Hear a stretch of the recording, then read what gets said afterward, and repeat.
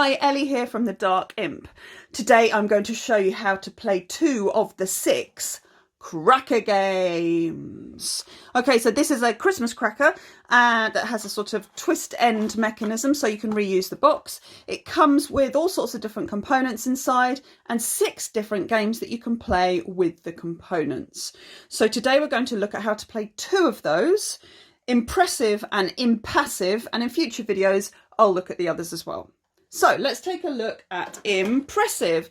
Now, IMPassive, like all the cracker games, the rules come on a very small piece of paper, so they're light, they're quick, they're easy to learn and easy to teach. These are games for the whole family. So in IMPassive, you need the deck of 36 imp cards. You're going to shuffle them up and deal 2 to each player. I've set up for a 4-player game.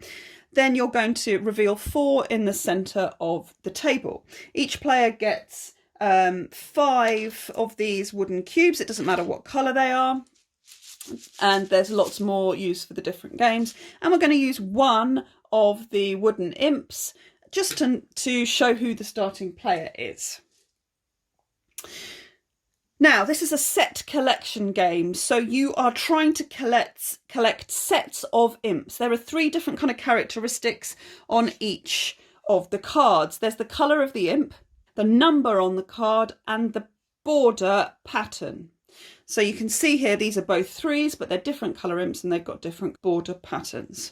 So you are trying to collect sets of those 3 things, and each turn you're going to take 1 card and add it face up in front of you on the table so you can see what everybody else has got and how they're doing with their sets and what they're trying to collect. So starting with the first player, you take a card from this row. Now this card you can always take for free, the one that is furthest away from the draw pile. So if this player decides he wants this card, you can take it for free. If he wants this card, he would have to pay 1 of his cubes on top of this card here, and then he can take this card. If he wants to take this card, he'd also have to put a cube on that one, and then he can take this card. And ditto this one, you're going to pay 3 to get this one. You can always take a card from the top of the deck so you can't see what you're taking, and whenever you take a card you put it face down in front of you. So I think in this case this player will decide to just take this. It shares a border pattern, but there isn't another 3 on the table, and the 3s would be good for this player. So we're going to take that. Now all of these shift down and a new card is revealed here. Now it's this player's turn. What are they looking for? Well, they've got a 4 and a 2. That's not particular. All of these are different in every way. So at the moment, and look, there's nothing much here that they're going to want. Well, maybe this 4 is the best thing to do because 2 number 4s. So I'm going to take that, and again that's a free choice. And you continue like this.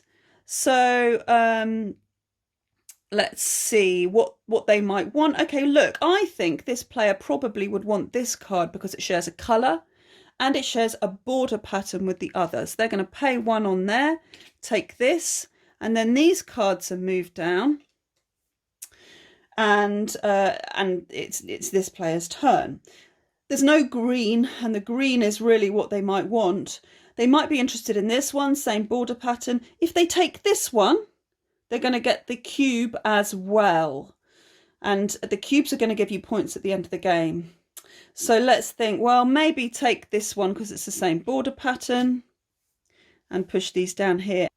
So the game end is triggered when there are no more cards in the draw pile. In a 4-player game, that's going to be triggered by the person to the right of the starting player, and you're going to stop immediately. In other player counts, you might carry on around until you get back to the starting player, so everybody's had the same number of turns and has the same number of cards in front of them. So you can see, so these are the ones that don't belong to anybody. They were left at the end of the game.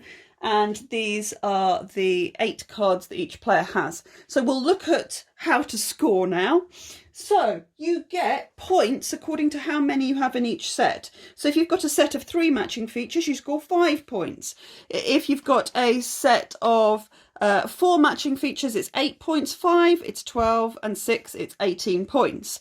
Now it's hard to get a set of all 6 matching features because people try and stop you doing it, but if you get a set of 4 or maybe even 5, it's pretty good.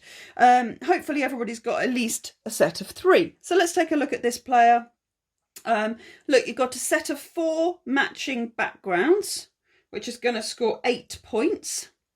And then we've got a set of 3 matching numbers, all the 3s, and another set of 3 matching numbers, all the 5s. So they're going to score 5 points each. That's 10 points. We're up to 18 points. And then we're looking at the imp colours, and sadly nothing from the imp colours. No sets of 3 or more. You get nothing. Nothing for a pair. Not in this game. Borrowed that catchphrase. Okay, so that's how they would score. They'd score 18. Let's look at this player as well to give you an idea. So 3 for the matching colours, 3 for those matching colours. That's 10 points. 3 for these numbers. That's another 5 points. And 3 for the background. So they got 4 sets of 3, and that's 20 points. So they've actually nudged it over this player. And you count off everybody, and the one with the most points wins. Oh no, and do not forget, actually, I've forgotten something really important, because you score 1 point for every 2 cubes you've got left at the end of the game. So this player is on 19 points, and this player is on 23 points. So they've done a bit better. So you're rewarded for keeping your cubes, but you might choose to spend them to get a better thing.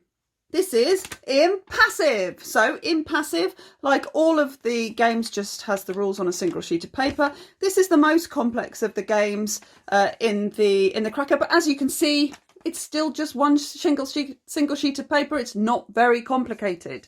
This is how we play. So you're going to use the screens, which are used in other games to hide components. You're going to use the screens to lay out positions on the board and randomly allocate. And these screens have got to be put in numerical value from 6 to 1, with 1 and 6 next to each other. And then you're going to lay out the 6 imps in a random order, so that each one is next to one of the screens. This shows the value of this colour imp. So the blue imps are worth 5 at the moment. Grey imps are worth 3. You're going to have a big pile of cubes. You can keep them in the bag, or you can have them next to the board. These are going to be used during the game, and you're going to deal 4 cards out to each player. Randomly, the players choose 2 which they're going to keep on the table, and 2 which they're going to have in their hand. They can look at the scoring cards at the cards on the table at any time they want to, but they need to keep them separate from the cards in their hand. So here we've got a blue and a purple, 1 and 6 with the same border. And we're really just looking at the colours of the scoring cards. At the end of the game, you are going to score according to the 2 scoring cards you have on the table in front of you. However much the value of that colour imp, so blue and purple in this case, is on the table, then that's your score. So right now, the blue's worth 5 and the purple's worth 1. So this player would get 6 points at the end of the game. In this game, the borders and the numbers are irrelevant on the scoring cards. The numbers are important, but not on the scoring cards. And then you've got some cards in your hand. Now, on your turn, you are going to do one of 3 actions. You have 3 different choices you can make. The first action is you can swap a card from your hand with a card that's in your scoring pile. So I could decide that I want to keep this 2 as a scoring card because I want the red imp. Right now, the red one's worth 5, so I might swap it with this purple one here and put the red one in the scoring pile and put the purple one in my hand. So now this is my hand and these are my score. This is my score cards. That's the first action you can take. There are 2 other actions you can take. You're going to choose to play one of the cards from your hand, not from the scoring cards, from your hand, onto the table. You can either play a card for the colour or for the number. So for example, if I wanted to play this card for the colour, I put that down on the table and I'm playing blue. Now if I play a card for the colour, I'm going to look at that colour imp and I'm going to swap it with one of the imps on either side of it. So in this case, I'm going to swap this blue imp for this yellow imp. And now the blue imp is worth 6 and the yellow imp is worth 5. And remember, I've got a blue imp in my scoring cards, so that's very nice for me. And then I'll pick up another card. The third action you can take is that you can play a card for its number. And in this case, I might choose to play, well, maybe let's say I'm playing this for the number 4.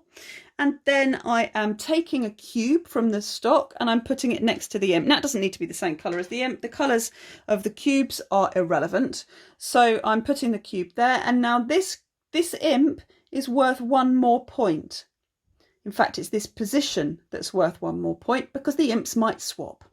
So this position is now worth 5. So it's 4 plus the 1 cube. As you add cubes to the different positions, they're going to raise. You can never decrease the number of cubes at a station. So let's say that they did that. And of course, we're going around the table. So everybody's going to have so it's not like this player is going to have 3 turns in a row. I'm just showing you the different actions. So each turn, you're going to choose one of those 3 actions. Either you swap a card from your hand with your scoring cards, or you're going to play a card for the colour and swap 2 imps. So you could swap with the red and the yellow, or you could swap the red and the grey, because I'm playing for the colour, or you play a card for the number, in this case number 1. And then you're going to add a cube to that thing. So you keep going until there are no more cards available in the draw deck and one person's run out of cards in hand. And at that point you go back to the starting player, and this player doesn't have another go. So it stops with the player to the right of the starting player. And then you will reveal your scoring cards and you work out who's won. So in this case, I mean, let's say I haven't obviously looked at any of these cards, so I don't know. I might have a nice chunk piled up here. We might have, you see, you can easily get this position being worth more than that position. So right now, 1, 2, 3, 4, 5, this green imps are worth 7, red imps are only worth 3. So if you look at all the scoring cards, we'll see who out of our fictional players has won. We've got a red and a yellow, so that's a 3 and a 5, that's 8 points. We've got a blue and a purple, that's going to be 4, 7, 8, 9, 10. That's 14 points. We've got a green and a blue, and that's how you work it out. So green and a blue, they have quite a lot of extras, and the person with the most points wins. As with all these cracker games, if you tie, ties are friendly, so you share the victory. And that's IMPassive.